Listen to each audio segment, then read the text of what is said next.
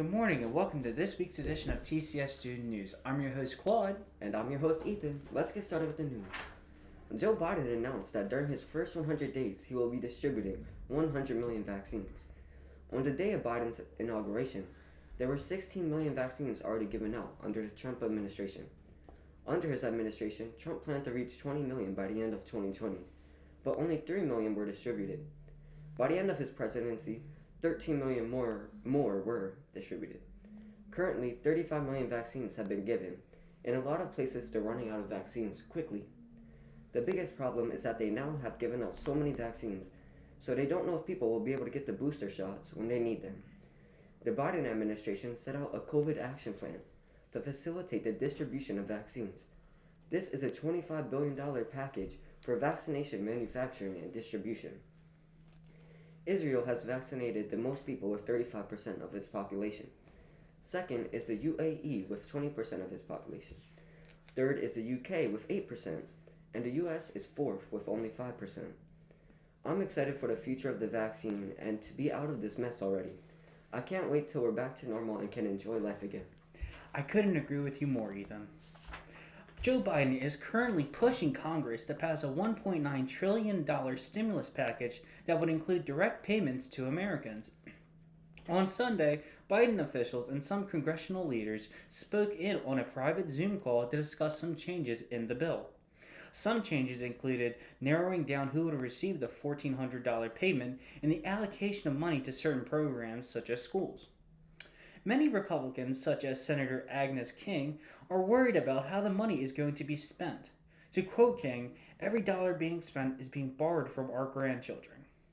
Biden's $1.9 trillion stimulus package will also include increases in and extensions of emergency unemployment benefits, an increase in the federal wage to $15 an hour, billions of dollars to help schools open safely, and to increase testing capacity and vaccine manufacturing and distribution. The problem that many politicians have is that if the bill is modeled after the legislation that passed in the House, people who made $75,000 or more and families who made $150,000 or more will not receive a payment. However, the amount of kids that a family has can increase that cap to $300,000, essentially giving people money that they do not need. Even though many senators have called on Biden to use Senate powers to push the bill through with only Democratic votes, Biden is trying to gain bipartisan support on this bill in order to show unity within the government. Now let's get into the beloved TCS news. Last Wednesday, we watched the presidential inauguration of Joe Biden. While we watched it, we had a great lunch with Mr. Ken and Miss Paulette. At the inauguration, there were 3 singers. Lady Gaga, who sang the Star-Spangled Banner. Jennifer Lopez, who sang This Land Is Your Land and America the Beautiful. And Garth Brooks sang Amazing Grace. Joe Biden was inaugurated by John Roberts, while Kamala Harris was inaugurated by Sonia Sotomayor. Joe Biden made a very impactful speech about a lot of important things. One of my favorite things he said was, "Politics doesn't have to be a raging fire destroying everything in its path. Every disagreement doesn't have to be a cause for total war. We must reject the culture where facts themselves are manipulated and even manufactured. My fellow Americans, we have to be different than this. America has to be better than this." Quote. This was very true, and there was a huge split in the entire country. He also asked for unity and healing to end the uncivil war going on in the country. Later, there was an amazing spoken poem by Amanda Gorman. She is only 22 years old and is a very inspirational person. There was also a preacher, Reverend Sylvester Beeman, who has been Biden's friend for 30 years. Both Reverend Beeman and Amanda Gorman had very inspirational things to say and move forward.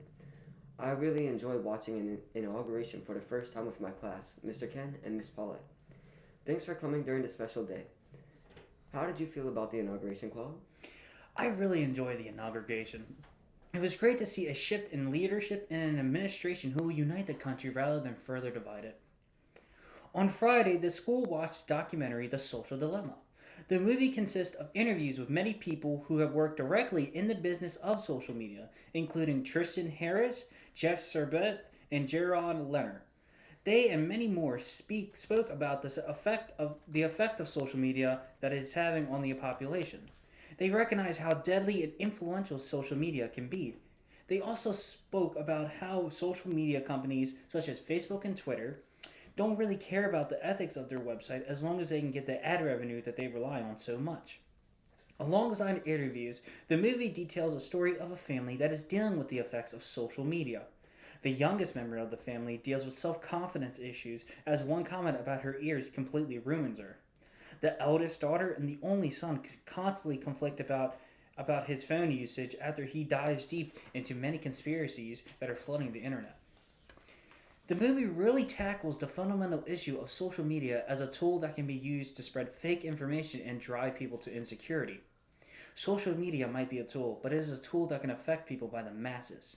How did you enjoy the movie, Ethan? I really enjoyed this movie. It made me think a lot because it was just crazy to think about how true it was. I strongly agree with the movie. There's a lot of ethical problems in the media and it needs to be fixed.